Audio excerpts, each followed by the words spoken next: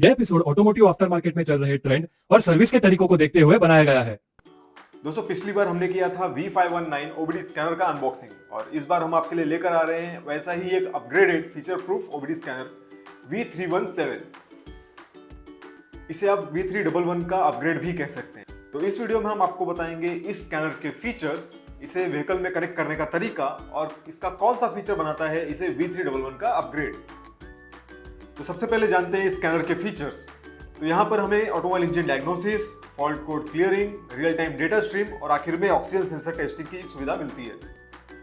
इस OBD scanner में ये 9 प्रोटोकॉल दिए गए हैं। इसका मतलब है कि ये इन 9 प्रोटोकॉल सपोर्टेड व्हीकल्स में इजीली कनेक्ट हो जाएगा। इस किट में आपको OBD2 स्कैनर और 11-in-1 अडेप्टर केबल मिलता है।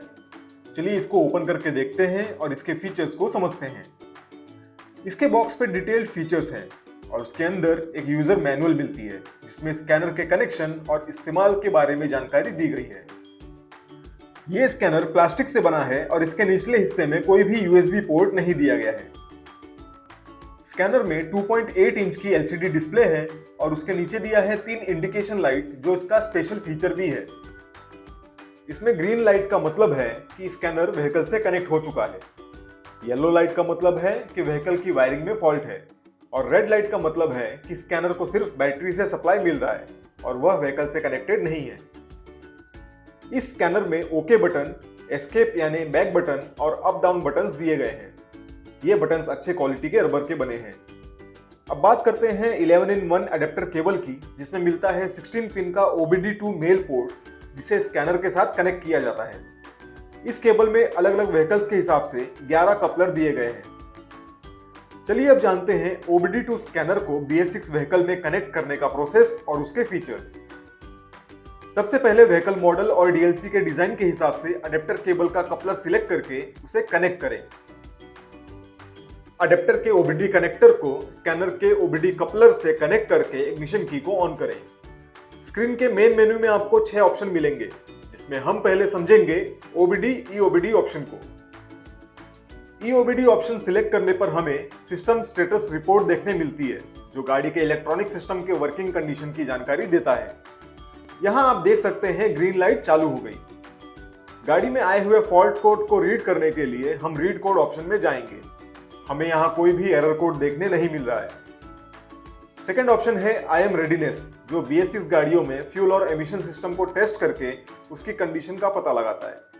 ये फीचर BS6 फेज 1 और फेज 2 की कुछ गाड़ियों में ही सपोर्ट करता है।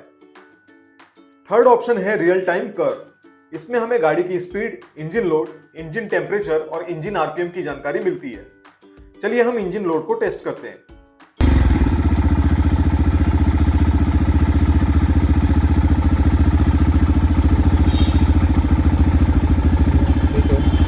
फोर्थ ऑप्शन है क्लियर DTC।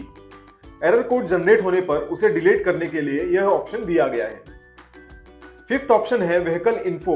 इसमें गाड़ी के इंपॉर्टेंट डिटेल्स जैसे VIN, कैलिब्रेशन ID और कैलिब्रेशन वेरिफिकेशन नंबर के बारे में जानकारी मिलती है। सिक्स्थ ऑप्शन है O2 सेंसर टेस्ट, जिसमें ऑक्सीजन सेंसर की वर्किंग कंडीशन का पता लगाया जाता है।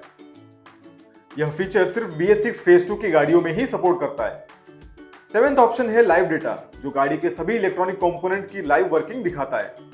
व्हीकल स्टार्ट करने पर हमें फ्यूल सिस्टम की working, engine load, map sensor की working, engine RPM, vehicle speed, spark timing, air temperature, TP sensor की वर्किंग, ऑक्सीजन सेंसर की working, MIL distance, atmospheric pressure, battery voltage और MIL टाइम देखने मिलता है।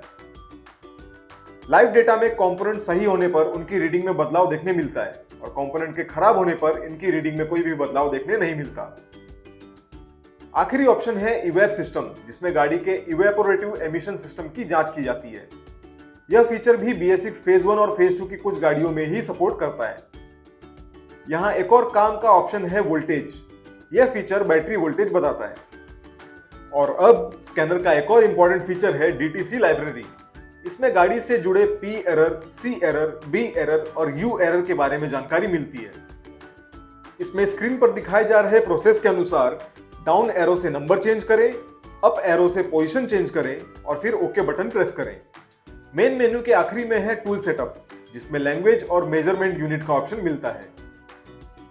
उम्मीद करते हैं आपको V317 OBD स्कैनर को कनेक्ट करने का प्रोसेस और उसके फीचर्स समझ में आए होंगे।